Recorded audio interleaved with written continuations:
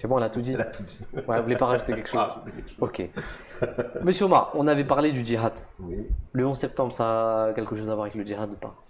Non, justement, c'est ça qui est dangereux en fait. C'est ça qui est dangereux, c'est parce que on associe, j'espère pas volontairement, mais j'ai un doute, on associe la violence à l'islam. D'accord.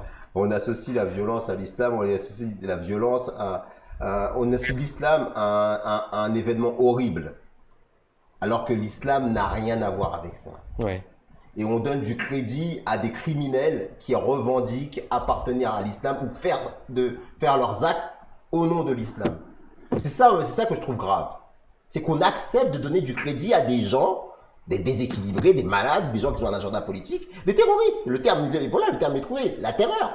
Il n'y a pas de religion dedans. Vous pouvez mettre islamique, islamiste, vous pouvez dire tout ce que vous voulez, mais la terreur, c'est la terreur, ça n'a pas de religion. Ouais, effectivement. L'islam a fait la guerre à ses débuts uniquement parce qu'on lui a imposé la guerre. Le saint prophète sallallahu alayhi wa sallam, il avait même un drapeau de couleur noire. Pourquoi? C'était le symbole qu'il était en deuil quand il partait en guerre. Parce qu'on l'avait imposé, on l'avait cherché à le tuer. Lui, ses proches, la religion qui était venue pour libérer l'esclave, redonner son statut à la femme, à apporter la justice, à apporter la paix. Voilà, ce sont les valeurs que véhicule l'islam comme nombre de religions avant l'islam. Cette guerre-là, elle a été imposée, elle a été faite dans le cadre de légitime défense. Et si vous voulez véritablement savoir, le saint prophète Mohammed a dit qu'il viendrait un temps où la guerre serait abolie. La guerre au nom de l'islam serait abolie. Il n'y aurait plus de guerre, ce serait plus permis de faire la guerre. Dans le harb. Exactement, on ne parle pas de djihad. Le terme djihad, c'est un terme générique qui englobe l'effort en général. Et le djihad a pris une forme guerrière au début de l'islam parce que les musulmans n'avaient pas le choix. Ce sont les ennemis de l'islam qui ont levé l'épée, qui ont pris les lances, qui ont pris les arcs, qui ont tiré sur les musulmans, qui ont cherché à les tuer. Et c'est pour cette raison-là que, dans ces conditions-là et uniquement, les musulmans ont été permis de prendre les armes. Mais le saint prophète Mohammed a dit qu'il viendrait un temps où ce djihad-là, cette forme de djihad-là, serait abolie. Et qui était censé l'abolir? Eh bien, c'était celui qui devait venir à la fin des temps, quand il ne resterait de l'islam que le nom, le Coran que le texte, les mosquées seraient remplies, mais elles seraient vides de droiture, et les musulmans liraient le Coran, mais ils ne comprendraient rien à ce qui est à l'intérieur. Cette condition, ce contexte-là, vous ne rappelle pas quelque chose. Quand vous voyez des musulmans, des pays musulmans qui mettent dans leur constitution des horreurs, qu'ils attribuent ça à l'islam, on a l'impression qu'ils lisent le Coran à l'envers. Eh bien, ce contexte-là, cette époque-là avait été prophétisée par le saint prophète Mohammed sallallahu alayhi wa sallam. Et comme nous l'avons dit dans plusieurs autres émissions, à la fin du 19e siècle, le fondateur de l'Ahmadiyya a dit que ces prophéties s'étant réalisées, eh bien, lui avait reçu la révélation divine de la part d'Allah, qu'il était venu pour réformer cette compréhension complètement fausse de l'islam et qu'il avait, lui, avec la fondation de sa communauté, aboli la guerre. Si bien que tout musulman aujourd'hui qui, soi-disant, fait la guerre au nom de la religion, s'inscrit en faux contre cette prophétie.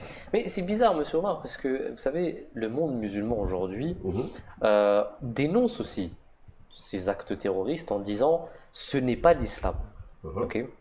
De l'autre côté, ils disent, à propos de la communauté musulmane Ahmadiyya, qu'ils ont aboli le djihad.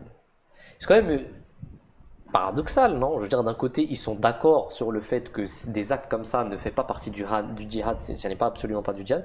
Et quand on dit, nous, la même chose, les Ahmadis, ils nous disent, mais vous avez aboli le djihad. Pourquoi cette... Et d'ailleurs, je vais aller vers Sajid Sahib. Sajid Sahib, vous êtes présent avec nous, vous êtes là? Ouais, je voulais dire quelque chose. Je peux commencer à parler? Oui, bien sûr, allez-y. Ok, donc en fait, je voulais juste donner écho à ce que dit Omar Saheb. Je pense ici, il est important d'appeler aux téléspectateurs d'étudier la chose au-delà du prisme religieux, ou si vous le voulez, les motivations soi-disant théologiques des terroristes. Parce que, vous savez, tout le monde, il est universellement connu que celui qui fait mal aux autres, celui qui prend plaisir à voir que les autres souffrent, celui qui trouve cela juste de verser le sang, il est universellement connu comme étant une personne méchante, cruelle, qui a de sérieux problème à résoudre. Ça prend un fou pour faire de telles choses. Et je ne pense pas qu'il existe même dans l'histoire de l'humanité une seule personne normale, sain d'esprit, pour les autres souffrir. Donc, en fait, j'interpelle les gens ici à étudier la chose avec lucidité, c'est-à-dire de voir au-delà de ce que revendiquent ces assassins. Oui. Et c'est là que tous les jours, quand un serial killer, quand un meurtrier endurci commence par essayer de justifier ses actes peu louables, est-ce que nous l'écoutons? Non, on s'en moque totalement de ce qu'il dit parce que l'on sait d'office que ces justifications ne sont que des excuses, ce ne sont que des mensonges qu'il présente pour masquer, si vous le voulez, le sombre objectif sous-jacent qui motive réellement son acte. À savoir qu'il est un méchant, un ennemi de la paix, de la sécurité, quelqu'un qui n'aime pas l'humanité et qui cherche au moyen de justification farfelue à assouvir ses propres désirs personnels. Ouais. Donc je pense que c'est de cette même manière que les gens doivent comprendre que ces terroristes, en fait, ce sont des gens de basse moralité qui, comme tout autre assassin, tout autre meurtrier, se retrouvent à un stade spirituel moribond, honteuse, et qu'ils cherchent simplement à satisfaire leurs besoins grossiers, si vous le voulez. Ouais. Et la preuve, comme l'a dit Omar Saheb, que l'islam n'est pas à blâmer pour ces actes terroristes, c'est qu'il existe des centaines de milliers, des dizaines de millions de musulmans, que ce soit Ahmadi ou non Ahmadi, qui sont des citoyens respectueux de la loi, des personnes qui ne feraient pas de mal à une mouche, et des personnes qui lisent les mêmes textes que présentent ces terroristes sans pour autant comprendre que celui-ci enjoint à la violence, enjoint au bain de sang et à la guerre. Et cet islam est exactement l'islam du Saint-Prophète sallallahu alayhi wa sallam, qui s'était battu seulement en cas de légitime défense, et ça se retrouve dans le Saint-Coran, chapitre 2, verset 192, وَقَاتِلُوا فِي سَبِيلِ اللَّهِ الَّذِينَ يُقَاتِلُونَكُمْ وَلَا تَعْتَدُوا إِنَّ اللَّهَ لَا يُحِبُّ الْمُعْتَدِينَ. Allah enjoint aux musulmans, aux croyants de se battre contre ceux qui se sont battus contre eux, et de ne pas transgresser, même si la partie adverse se soit énardie jusqu'à transgresser. Effectivement. Donc, maintenant, je voulais juste ajouter une chose qu'avait dit Omar Saheb. Vous savez, il existe dans les actions que perpètre une faction de parmi les musulmans aujourd'hui une grande preuve de la véridicité du Messie. Parce que quand le Saint-Prophète sallallahu alayhi wa sallam avait dit que Isa ibn Maryam, Jésus apparaîtra, descendra et viendra au secours des musulmans, il faut immédiatement que les musulmans fassent le lien avec toute cette panoplie de hadiths prophétiques qui parlent du fait qu'arrivant à un moment donné, les musulmans suivront la pratique des Juifs. Et comme des Juifs, je fais bien allusion à ces personnes qui s'étaient opposées au prophète Isa ibn Maryam. Et bien, quand vous voyez les événements du 11 septembre, où certains musulmans ou certaines personnes qui se disent musulmans sont partis dans un pays étranger pour verser du sang des gens, eh bien, cette injonction, si vous voulez, qui consiste à partir dans un territoire qui ne vous appartient pas pour tuer des gens, ça, ce n'est pas dans le Coran, ça se trouve dans la Bible, ça se trouve dans la Torah. N'est-il pas écrit dans la Torah que les enfants d'Israël aillent chasser les Cananéens, les Amélékites, les Périsites, eux qui n'avaient absolument rien fait à ces enfants d'Israël et qu'ils aillent les passer au fil de l'épée? Donc, ce que je veux dire ici, c'est que la pratique des musulmans aujourd'hui s'apparente plus aux injonctions, aux préceptes contenus dans la Bible des Juifs, dans la Torah des Juifs, que des enseignements contenus dans le Coran des musulmans. Et le Saint-Prophète sallallahu alayhi wa sallam, quand il a dit la ya'tiyanna ala ummati ma ata ala bani Israël, que arrivera un moment où les musulmans, certains musulmans suivront les enfants d'Israël et se ressembleront comme deux paires de la même chaussure.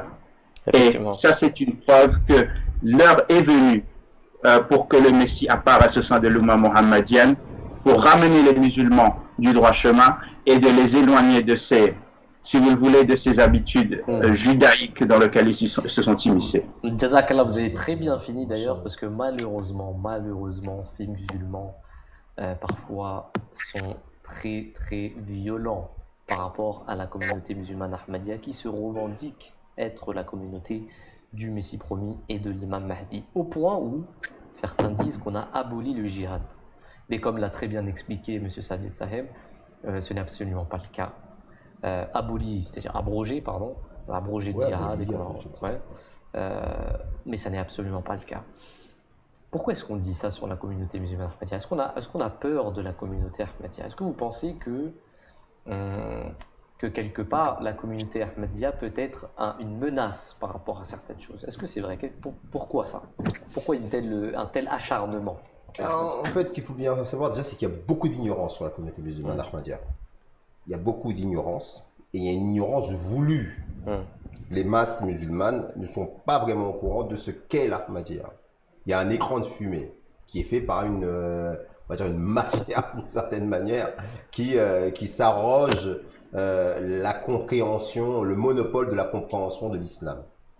Quand vous avez, et je dirais que le fait que des soi-disant docteurs de la loi nous discréditent et nous disent voilà que vous êtes carrément vous n'êtes pas des musulmans, c'est du crédit qu'ils nous donnent en réalité.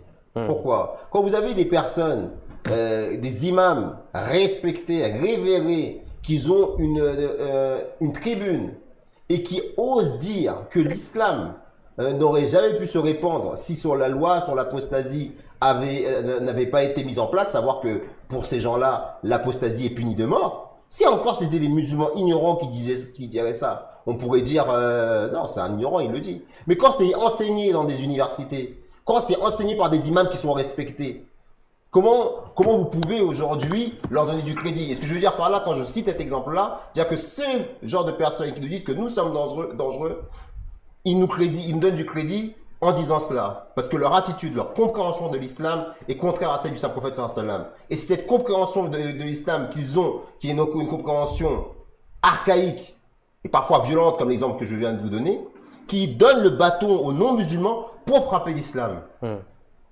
Et quand ce genre de personnes-là agitent un épouvantail concernant la Jamaat Ahmadiyya, c'est justement pour détourner l'attention des musulmans sur les véritables problèmes, qui sont une compréhension complètement erronée, déconnectée de toute réalité islamique, qu'ont ces savants religieux.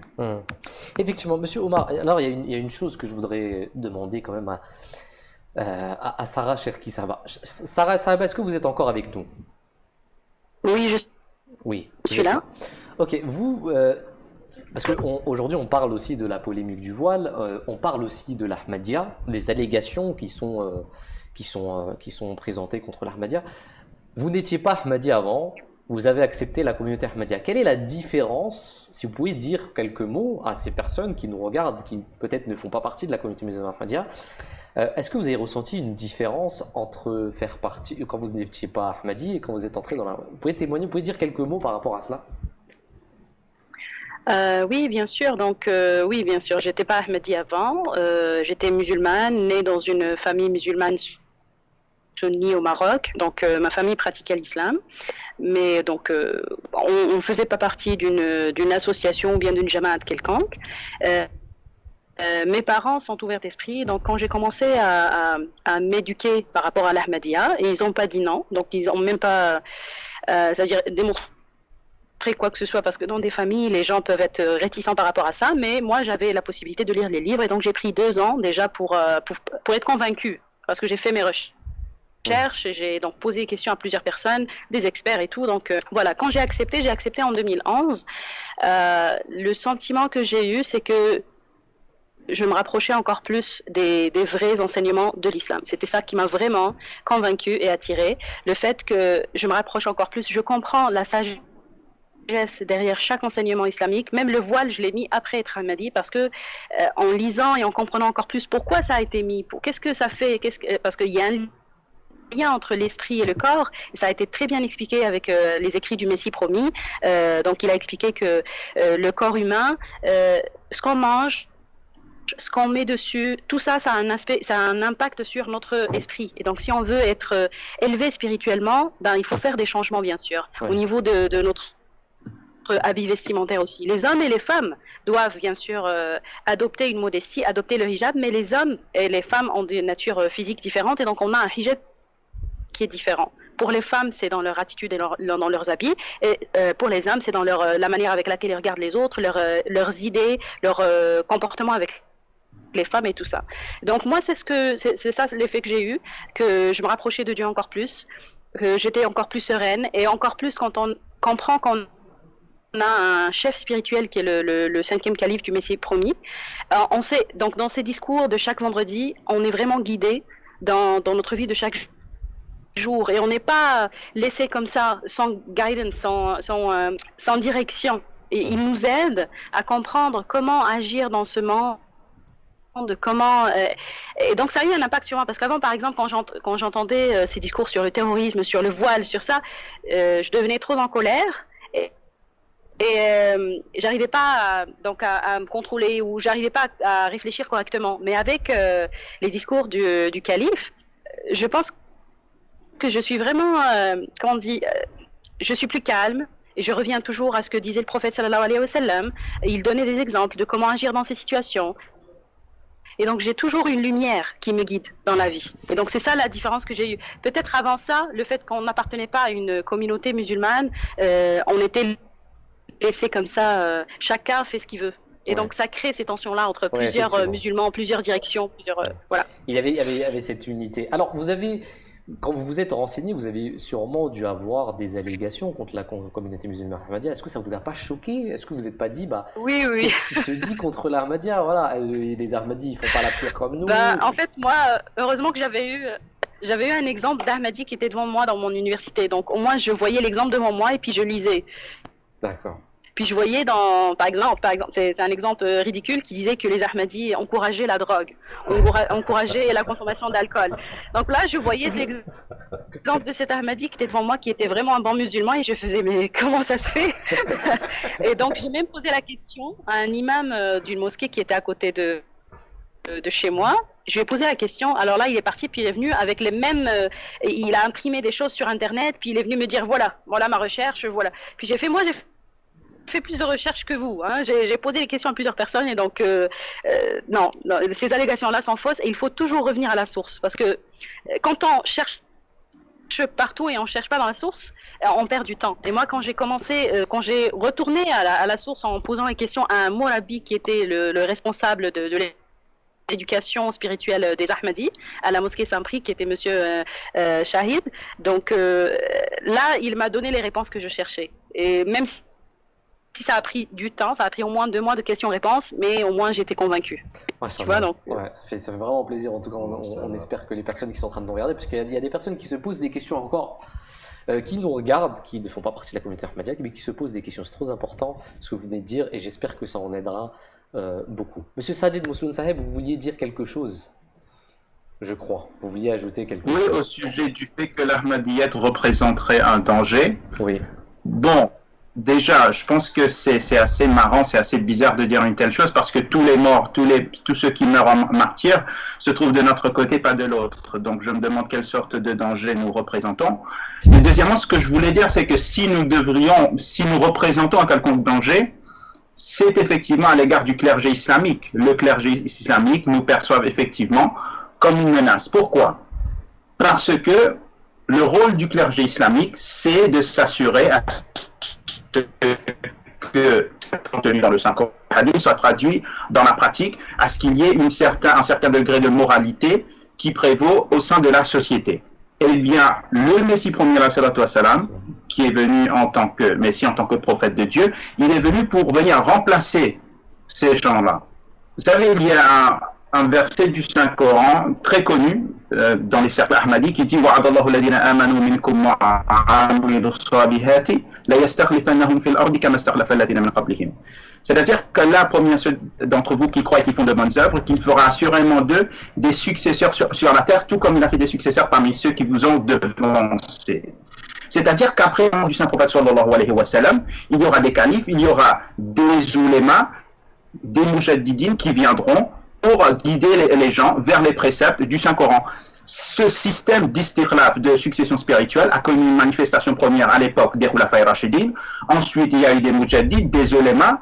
Mais arrivé à un moment donné, en accord avec les prophéties du Saint-Prophète sallallahu alayhi wa sallam, docteurs de la loi, les personnes qui sont supposées être bien versées dans la religion islamique, au lieu d'être les garants de l'ordre et de la sécurité au sein de l'Oumma, ils deviendront source génératrice de complots, de méchanceté et de désordre. Et c'est à ce moment-là que Allah subhanahu wa ta'ala suscitera le Messie premier pour prendre la relève et pour ôter, si vous le voulez, cette charge aux ulémas. Donc, le fait que, ça veut dire qu'avec la progression de l'Ahmadiyyat, à mesure que l'Ahmadiyyat accroît en influence, ça décroît, ça amenuise l'influence et le contrôle que les ulémas, que les docteurs en religion ont sur les gens. Et ajouter à cela les bénéfices politiques et économiques y afférents. Donc c'est pour cette raison que les ulémas non ahmadis ne ménagent aucun effort pour dire que ils disent que cette Jamaat est un danger. Oui, c'est un danger pour eux parce que plus que nous progressons, plus leur argent diminue, plus leur influence diminue, plus leur contrôle sur les gens diminue. Donc, je serai d'accord avec eux sur ce point-là, si vous le voulez. Alors, c'est très intéressant ce que vous dites, parce que ça m'amène aussi à un autre point. Cet autre point, c'est que ces docteurs en islam, entre guillemets, parce que c'est comme l'a prophétisé le Saint-Prophète sallam, qu'à la fin des temps, ces personnes seront les pires des créatures sur la terre, se sont réunis en 1974 pour déclarer les musulmans, les Ahmadis non musulmans. Et ça, c'était au Parlement pakistanais. Pourquoi j'en parle? Parce que la majorité des personnes qui se renseignent sur la communauté musulmane Ahmadiyya s'arrêtent à ça. Quand ils voient que la grande majorité des musulmans se sont réunis pour dire qu'une petite communauté ou une secte ne faisait pas partie de l'islam, eh ben on est considéré comme étant non-musulman.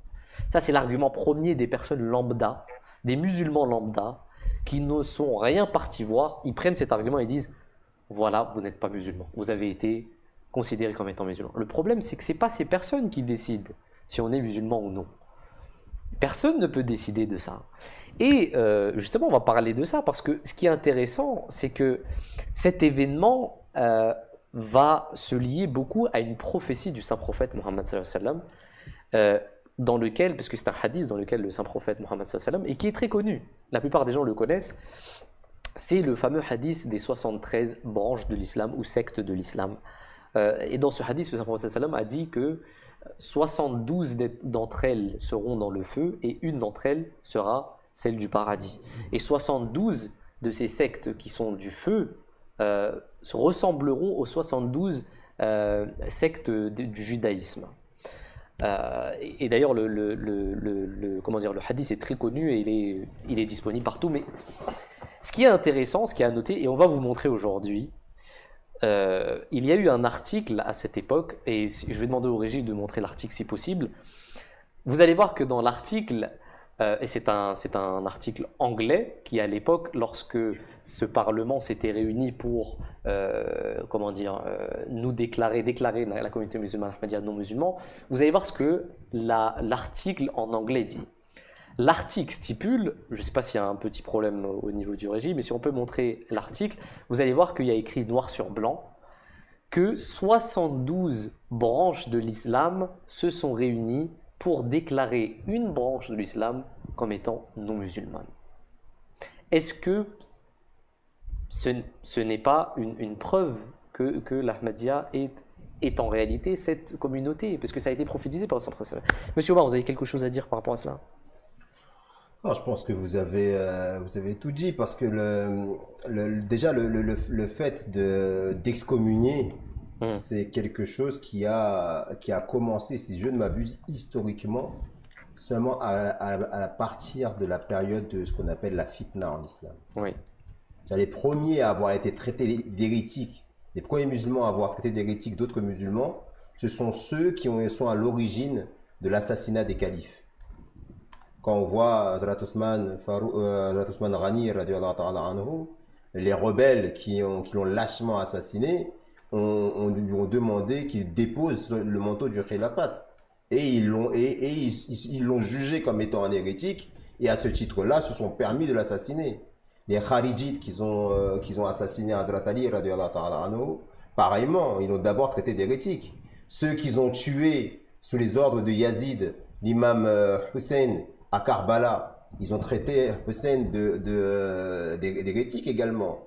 Et donc aujourd'hui, quand vous avez des musulmans qui sont en train de traiter d'autres musulmans, surtout en plus c'est bizarre parce que les musulmans ahmadis ont été reconnus officiellement comme non musulmans quelques 80 ans après la fondation de la communauté musulmane ahmadiyya. En 1889, la communauté musulmane ahmadiyya a été fondée par l'imam Mahdi, le Messie Hazrat Mirza Ghulam Ahmad. Et c'est seulement en 1974 qu'ils se sont rendus compte quand même, les Ahmadis sont pas musulmans. Donc là on voit bien la supercherie qu'il y a derrière cette déclaration. Mais là où je voudrais vraiment insister, c'est sur le fait que l'Ahmadiyya est du côté de ceux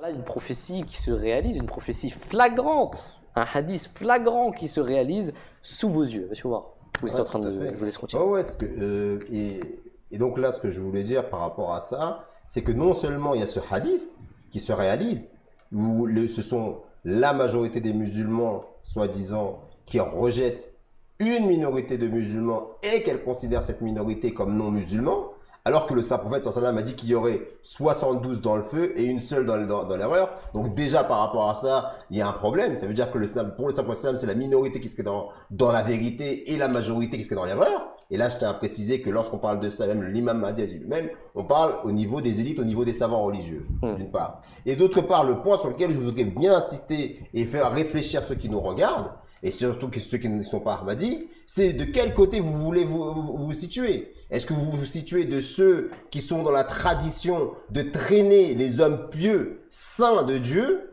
dans l'enfer de l'excommunication, ou est-ce que vous voulez faire partie de ceux qui en ont été victimes? Et encore une fois, ceux qui ont été victimes n'en étaient pas des moindres. La famille du Saint-Prophète, sallam, Hussein, l'imam Ali, radiyallahu ta'ala anhuma, l'imam Othman Ghani, qui était le calife de l'islam, qui était gendre à 2 reprises du Saint-Prophète Mohammed Rasulullah sallallahu alayhi wa sallam. Donc c'est dans cette tradition-là qu'il faut comprendre le takfirisme dont la Jamaat Ahmadiyya est victime. À chaque fois, les saints hommes de Dieu qui ont apporté à l'islam ont toujours été traités par leurs contemporains d'hérétiques. C'est quelque chose sur lequel il faut revenir, méditer pour comprendre que derrière cette soi-disant unanimité, il y a une tradition horrible, terrible, qui a toujours porté du mal à l'islam et qui n'a jamais été quelque chose qui a donné des fruits à l'islam. Alors cet article, je vais le relire, parce qu'il y a quelque chose d'intéressant, je suis en train de le lire. Ils sont en train de dire, by a constitutional amendments, Pakistan's National Assembly yesterday stripped 500,000 members of the Ahmadiyya community of their religious status as Muslims. Au Pakistan, la constitution du Pakistan a considéré les membres de la communauté musulmane Ahmadiyya comme étant des non-musulmans. Ils leur ont retiré le statut de musulmans. Et il est dit, cette excommunication, of such a large number of people claiming to be Muslim by a political institution is a unique event in the 1400 years of the history of Islam. Une chose comme ça ne s'est pas produite depuis les 14 siècles de l'islam, dans lesquels, et là il est dit après, 72 sectes de l'islam ont enlevé le statut du musulman, ou ont retiré le statut du musulman à un demi-million d'Ahmadis au Pakistan. Donc c'est quand même incroyable. Je vais demander quand même à la régie de remontrer l'article si possible et on va aller voir Monsieur Sajid Saheb pour conclure. On va terminer. Non. Dans le Saint-Coran, qu'Allah il s'est imposé le devoir d'aider les croyants. eh bien, on demande aux musulmans non ahmadis, est-ce que c'est comme ça qu'Allah aide les mécréants? Si nous supposons, admettons un instant que les ahmadis sont non musulmans, sont mécréants, représentent une secte déviante, est-ce que c'est de cette manière qu'Allah subhanahu wa ta'ala aide les musulmans non ahmadis en faisant qu'une prophétie se réalise de manière flagrante, exactement 72 sectes de l'islam se réunissent pour déclarer qu'une seule est fausse? Ça, il faut vraiment réfléchir à ce sujet. Pourquoi Allah il a permis à ce qu'exactement 72 se réunissent et pas 70 ou 71, 74, 75, exactement 72. Donc on se demande, est-ce qu'Allah aime tellement cette secte mécréante, si vous le voulez, qu'est la Jamaat islamique Ahmadiyya, qu'elle accorde son soutien à elle pendant maintenant plus de 130 ans. Je voulais juste dire ça en fait. Oui, effectivement. Alors il y a une personne qui nous dit, Naitsuki nous dit, argument peu crédible. Alors on attend vos arguments parce qu'on voudrait bien vous écouter, on voudrait bien savoir pourquoi c'est un argument peu crédible et Inch'Allah on peut en reparler. Bah oui. On peut revenir, Inch'Allah on reviendra dans une chose. Oui, monsieur Sajid Saheb. En fait, ouais, il y a une chose que j'aimerais mentionner. Il y a plusieurs hadiths qui parlent des 72 sectes, etc., ou d'une époque où l'islam, ou plutôt dire les musulmans, seront dans la dérive. Et il y a 3 termes qui reviennent souvent. Le premier terme, ce sera al-jama'a, la jamaat. La deuxième, c'est al-jama'atul mu'minin wa imamuhum, la jamaat des musulmans et leur imam. Le troisième, c'est ma ana alayhi wa ashabi, que cette jamaat sera selon le même modèle que moi et mes compagnons. Eh bien, il y a une sourate du Saint-Coran qui s'appelle sourate al-Jumu'ah, qui vient de la même racine jama'a, qui parle du deuxième avènement du Saint-Prophète sallallahu alayhi wa sallam. Allah parler au sujet de la première avènement du Saint-Prophète sallallahu alayhi wa sallam parmi les illettrés. Ensuite, wa akharina minhum lamma yalhaqu bi, que d'autres dès lors que ce même prophète sallallahu alayhi wa sallam sera suscité à une deuxième reprise parmi les akharines qui n'ont pas encore rejoint les premiers. C'est-à-dire deux peuplades d'individus qui bénéficieront de la compagnie bénie du Saint-Prophète sallallahu alayhi wa sallam, de la présence du prophète d'Allah. C'est-à-dire qu'à une époque postérieure à l'avènement du prophète sallallahu alayhi wa sallam, d'autres personnes seront exactement dans la situation dans laquelle se trouvaient jadis les Sahaba radiallahu anhum, dans le sens où eux aussi seront en la présence du Saint-Prophète. Quand cette question fut posée au Saint-Prophète sallallahu alayhi wa sallam, les Sahaba ont dit qui sont ces personnes? Et à ce moment-là, le Saint-Prophète place sa main sur Salman Farsi, Salman le Persan, et il dit que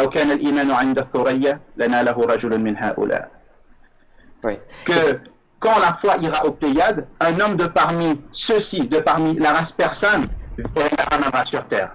Et ça, c'est une allusion claire à cette jamaat sauvée, à cette secte sauvée, prophétisée par le Saint-Prophète sallallahu alayhi wa sallam, la jamaat qui sera initiée par l'imam Mahdi alayhi salam, qui de par son obéissance indéfectible au Saint-Prophète sallallahu alayhi wa sallam, sera une manifestation même de sa personne, comme si le prophète d'Allah était apparu une seconde fois. Et comme si ceux qui étaient autour de lui seraient en compagnie du Saint-Prophète sallallahu alayhi wa sallam, qu'ils seront des sahaba du Saint-Prophète sallallahu alayhi wa sallam. Et c'est exactement pourquoi le Saint-Prophète dit que la secte sauvée sera ma ana alayhi wa ashabi, que cette secte sera selon mon modèle à moi et ceux de mes compagnons. Je pense que c'est une preuve claire pour tous celui qui désire trouver la vérité.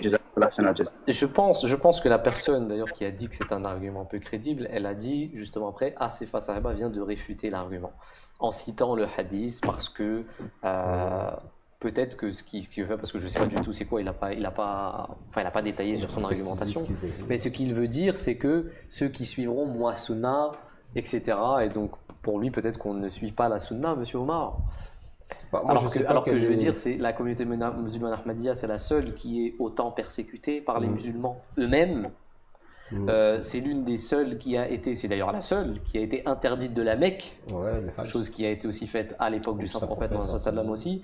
Donc on ne sait pas qui suit la sunna, si c'est vous, si c'est nous, mais il faut nous le dire. Monsieur Omar Saheb.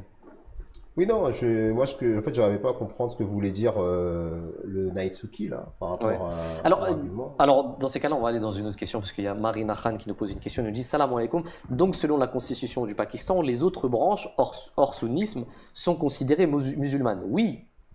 Oui, selon la constitution, oui. Et elle nous dit: pourquoi, selon eux, les Ahmadis ne sont-ils pas musulmans? C'est à eux qu'il faut poser la question. Et puis, Naitsuki lui a répondu: pas toutes ces branches ne sont considérées comme musulmanes. Par la Constitution, si, il n'y a que la communauté Ahmadiyya qui est considérée comme étant non musulmane, qui a été déclarée non musulmane. Ouais. Par la Constitution, les autres, il y a beaucoup d'autres branches qui peut-être se lancent des fatwas entre eux en disant tel et tel est mécréant, l'autre dit que tel est mécréant, mais la Constitution n'a rien fait là-dessus. Il n'y a que la communauté Ahmadiyya qui a été considérée comme étant non musulmane, déclarée non musulmane, par toutes ces personnes qui se sont réunies et qui sont venues à l'Assemblée nationale. D'ailleurs, allez voir ce qui s'est passé de ces personnes. Je le répète, on en a déjà parlé, mais ouais. Zulfikar Ali Bhutto, qui n'est absolument pas considéré comme étant un exemple de l'islam, c'est lui qui avait organisé avec d'autres savants, Kadhafi, etc., qui sont tous réunis, tous sont morts. Des conditions horribles, dans des conditions horribles. Et c'est pas pour rien que c'est le cas. C'est pas pour rien que c'est le cas. Mais là, ce qui est intéressant avec cette institutionnalisation de la mécréance, c'est comme ça qu'on peut appeler ça. Ouais. On a un exemple de ce que l'Occident craint de l'islam. Un exemple du fantasme occidental par excellence. Ça veut dire que là, vous avez un pays musulman qui institutionnalise une théologie.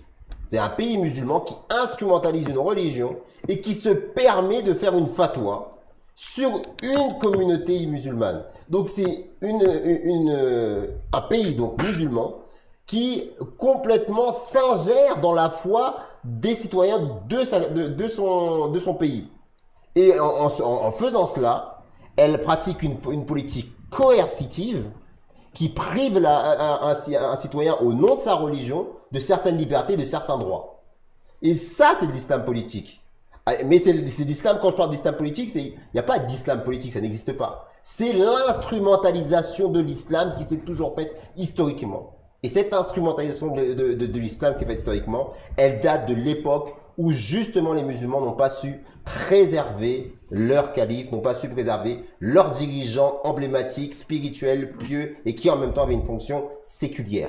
Ouais. Donc ça, c'est vraiment important. Et c'est bien de pointer ce doigt-là, parce que ça nous montre à quel point l'Ahmadiyya, qui est donc victime de cette instrumentalisation de l'islam, et cette religion, et cette compréhension de l'islam, qui prétend être en conformité avec la compréhension qui avait été apportée par le Prophète sallam et ses pieux califes, eh bien l'Ahmadiyya est cette branche de l'islam qui démontre que l'islam, ce n'est pas ce fantasme auquel croient justement ces gens en Occident qui agitent l'épouvantail justement de l'islam politique. Non, il faut faire une différence entre les deux. En tout cas, il faut dire à tous ces téléspectateurs qui sont en train de nous regarder, ne vous faites pas berner par ce qui est dit sur Internet. Ne vous faites pas berner par cet argument que la communauté musulmane Ahmadiyya n'est pas considérée comme étant musulmane. Parce que ce n'est pas une constitution qui doit juger de ce qui est musulman et qui ne l'est pas. C'est aussi simple que ça. Le saint prophète Mohammed sallam, quand il dit qu'une personne qui mange comme nous, qui se tourne comme nous, qui a la Qibla comme nous, est musulman, c'est assez suffisant. Je veux dire, qui sont ces personnes ? Est-ce que vous donnez plus de préférence à ces personnes que la définition qu'a donnée le saint prophète Mohammed sallam ? Donc ne vous faites pas berner par ces personnes-là, ne vous faites pas berner par ce qui est dit sur Internet. Ne faisons pas le hajj, notre pèlerinage il est autre part, notre prière est différente, c'est totalement faux. Totalement faux. On a une shahada différente. Voilà, on a une shahada différente. Faites comme Sarah Cherki tout à l'heure qui nous a dit, informez-vous, venez nous voir, venez voir les Ahmadis et demandez-leur. Et je voudrais rajouter aussi une chose ici par rapport justement aux allégations. Justement, on nous dit que voilà, nous, la communauté musulmane Ahmadiyya, on a une shahada différente. On ne dit pas la ilaha illallah, Muhammad Rasulullah. On a tout inventé. Eh bien là, actuellement sur Twitter, il y a un tweet qui est passé, là, une petite vidéo où on voit un cheikh, je ne sais pas de quel pays, je crois que c'était d'Arabie Saoudite, je ne sais pas, et qui était en train de faire entrer une personne dans l'islam et qui lui demandait de dire qu'il n'y a d'autre que Dieu et que Mohammed sallallahu alayhi wa sallam est le dernier des prophètes. Il a inventé une shahada. Le saint prophète sallallahu alayhi wa sallam, il a dit ashhadu an la ilaha illallah wa ashhadu anna Muhammad rasulullah. Et lui, il dit de dire khataman nabiyyin en plus. Maintenant, qui est-ce qui invente? Vous ne verrez jamais un Ahmadi transformé, trafiquer comme ça la profession de foi qui permet à tout homme de devenir musulman. Ouais, effectivement. Donc des choses comme ça, ce qu'il faut aussi dire à ceux qui nous regardent, c'est que souvent les accusations qui sont faites à l'Ahmadiyya, c'est souvent malheureusement ce que les personnes eux-mêmes pratiquent et qu'ils imputent à notre communauté. Se retourne contre Exactement. Monsieur Sajid Saheb, vous voulez rajouter quelque chose et puis on termine? Ouais, en fait, ce que je voulais dire, il y a une analogie que présente le troisième calife du mouvement Ahmadiyya, Hazrat Mirza Nasir Ahmad, rahmatullah alayh. Il dit que même s'il devait y avoir un consensus disant qu'une vache n'est pas une vache mais que c'est un cochon, ça ne signifie pas que la vache devient haram à consommer.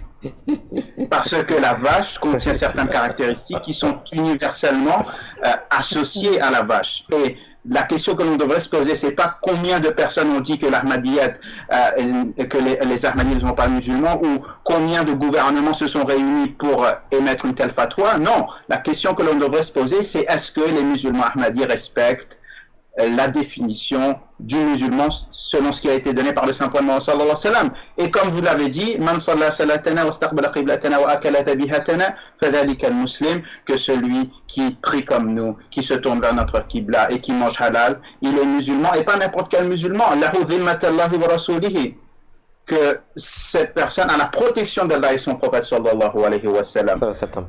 Jazakallah, merci beaucoup Sajid Moussoul Taher pour votre participation à l'émission. Alors ce qui est intéressant aussi de dire, le quatrième calife aussi il avait dit une chose, vous pouvez dire à une personne que c'est un chien, mais vous ne pouvez pas l'obliger à aboyer. Vous pouvez considérer que nous sommes non musulmans, mais en tout cas vous ne pourrez jamais nous obliger à ne pas faire la prière, à ne pas donner l'azan, etc. C'est ce qui se passe au Pakistan malheureusement. Au Pakistan, les Ahmadis sont persécutés d'une façon atroce. Je veux dire, les personnes, même avoir un Coran chez eux, c'est quelque chose qui est considéré comme... C'est une persécution institutionnalisée. Voilà, exactement, une persécution institutionnalisée. Et les musulmans... Et en plus, encore une fois, ça prouve que cette sunna, elle est pratiquée par les Ahmadis. Parce c'est exactement ce qu'on voyait à l'époque du Saint-Prophète Mohammed sallallahu alayhi wa sallam. Ici, il y a un parallèle vraiment très fort qui a été fait à l'époque du Saint-Prophète sallallahu alayhi wa sallam. Quand on parle de persécution étatique, les Ahmadis sont boycottés de certains postes. Oui. À l'époque du Saint-Prophète sallallahu alayhi wa sallam, le boycott il s'est produit pendant 3 ans à peu près, qui a donné la mort de Khadija, de son oncle même, et des personnes donc qui lui étaient très chères. Pourquoi? Mais c'est qui est-ce qui avait persécuté? C'était l'establishment mécois qui avait ordonné l'interdiction totale de subvenir aux besoins justement de Mohammed sallallahu alayhi wa sallam et de ses suivants. Et à qui on avait aussi interdit de se nommer musulman. On leur a dit, il vous interdit de vous nommer musulman, vous êtes seulement des sabis. À qui aujourd'hui on nie la qualité de musulman? À qui aujourd'hui on interdit la possibilité d'obtenir certains postes? Et il y a des personnes qui vivent une telle souffrance au Pakistan qu'ils sont obligés de quitter le Pakistan et de venir se réfugier. Qu'est-ce qu'ont fait les compagnons du Saint-Prophète sallam lorsqu'ils ont été persécutés de manière tellement horrible à la Mecque? Ils sont partis auprès du Négus, en Éthiopie. Donc la sunna des prophètes, la persécution dont ils sont victimes, l'émigration forcée qu'ils sont obligés de faire, tout ça, on le retrouve dans l'histoire tragique de la communauté musulmane Ahmadiyya, qui, il faut le rappeler ici, a été celle qui était à l'origine de l'établissement du Pakistan. Et qui aujourd'hui, on nie même cette réalité historique que des efforts qu'ont fait la communauté musulmane Ahmadiyya pour l'établissement justement de cet État qui était nécessaire à cette époque-là. Sinon, il s'est passé d'une colonisation à une autre colonisation. Malheureusement, il y a beaucoup de désinformations au sujet de la Jamaat Ahmadiyya et comme l'a rappelé notre sœur, tous ceux qui nous regardent, en particulier ceux qui ne sont pas Ahmadis, ne vous laissez pas leurrer, comme vous l'avez dit également, par la fausse information qui circule au sujet de l'Ahmadiyya. Venez à la source, lisez nos livres, participez à nos lives, posez vos questions. Les Ahmadis les Ahmadis qui sont persécutés, qui sont tués, qui sont pillés, on leur demande de rejeter leur foi. Ça aussi, ça arrive. On a des Ahmadis qui ont été kidnappés, à qui on leur demandait de rejeter leur foi et qu'ils ne l'ont pas fait. Cet exemple, c'est l'exemple des compagnons du Saint-Prophète Mohammed sallallahu alayhi wa sallam. Et personne ne peut nous enlever ça. Et nous continuerons, Inch'Allah, nous prierons, nous ferons tout ce qui est islamique, parce que c'est notre foi, c'est notre religion. Monsieur Sajid Sahib.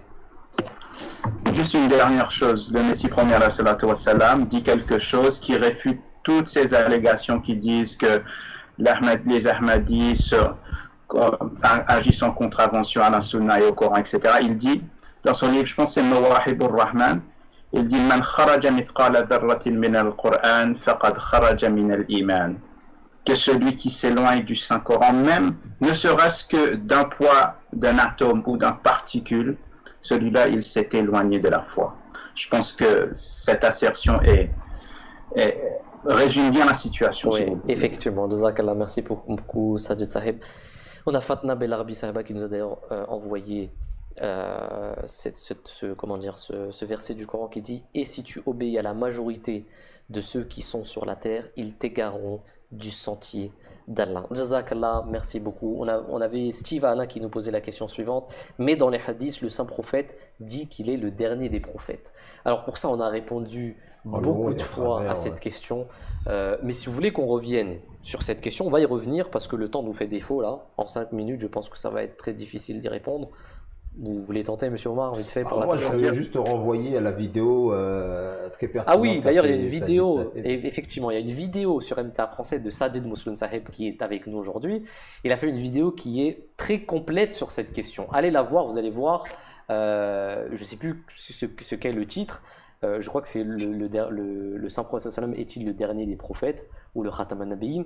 En tout cas, c'est une vidéo très complète. Si quelqu'un a le lien, vous pouvez aussi l'envoyer sur le chat pour cette personne, Steve Alain, qui a posé cette question et qui est d'ailleurs très importante et à laquelle on a répondu maintes fois. Et on peut aussi leur envoyer à la réponse qu'on a faite justement à un YouTuber qui nous avait taxé de non-musulmans. Effectivement. Et dans lequel on a très détaillé les hadiths, effectivement, les paroles des saints, pour expliquer ce que veut dire l'antenne Khatam an-Nabiyyin. Effectivement. Réponse aussi à cet imam qui s'appelle Michael Froment, à qui on avait répondu sur YouTube. Et qui est aussi sur notre chaîne, c'est attention, le titre c'est attention à la secte Ahmadiyya. Donc allez voir aussi cette vidéo, vous allez voir, on a parlé aussi de cette question, de ces vidéos. Si quelqu'un peut envoyer le lien sur le chat, on va essayer de terminer. Pendant ce temps-là, je vais rappeler aux téléspectateurs une fois de plus, parce qu'il nous reste à peu près 3 minutes, pour les personnes qui n'ont pas, les personnes qui ont participé ou qui ont dû voir le Téléthon d'hier, le Téléthon d'Humanity First. Je le rappelle pour tout le monde, encore une fois, je vais chercher le lien. Vous avez encore la possibilité de faire vos dons, de donner pour ces différents bénévoles, cette association qui œuvre, et vous l'avez vu, la plupart des Ahmadis en tout cas le savent très bien, toutes les semaines, pratiquement tous les week-ends, il y a des maraudes, non seulement à Paris, mais aussi dans des maisons, dans des associations aussi qui œuvrent pour les jeunes défavorisés, etc. Donc il y a énormément de projets. Et ces Ahmadis, ces bénévoles vont tous les week-ends pour faire ces différentes maraudes ou quand il y a un projet à faire, ils le font. Vous avez toutes les activités qui sont aussi disponibles sur les réseaux sociaux. Vous pouvez aussi aller les suivre, Humanity First France. Vous avez également le site internet, et pour faire des dons, vous avez le site internet Téléthon, Teleton.humanityfirst.org. Humanity First, c'est Humanity, First, F-I-R-S-T-O, je le rappelle parce qu'il n'est pas dans la description, mais on va le rajouter, .org. Vous pouvez aller faire vos dons, et si vous voulez faire des promesses, vous pouvez aussi appeler le numéro suivant, 01 73 03 44 09, je le rappelle encore une fois, 01 73 03 44 09, vous pouvez appeler ce numéro, vous pouvez faire des promesses, et vous pouvez aussi payer plus tard. Mais c'est très important, c'est très très important. Et en plus de ça, c'est aussi pour fêter les 25 ans de Humanity First. Donc voilà, c'était un petit rappel. J'espère qu'entre-temps, oui, on a MTA Français qui a envoyé le lien à Steve Alain. Et on espère, Steve Alain, que vous aurez une réponse assez satisfaisante par rapport à cette question. En tout cas, si vous avez aussi la possibilité de nous écrire sur mtafrançais@mta.tv. mtafrançais@mta.tv. Vous avez l'email dans la description. D'ici, Inch'Allah, à dimanche prochain pour une nouvelle émission, un nouveau sujet. Si l'actualité nous le permet, nous parlerons d'un autre sujet d'actualité. Sinon, on va passer à une autre question. D'ici, Inch'Allah, à dimanche prochain. À tous ceux qui nous ont regardés, merci de nous avoir regardés. Assalamu alaikum wa rahmatullahi wa barakatuh. Merci beaucoup aux intervenants aussi.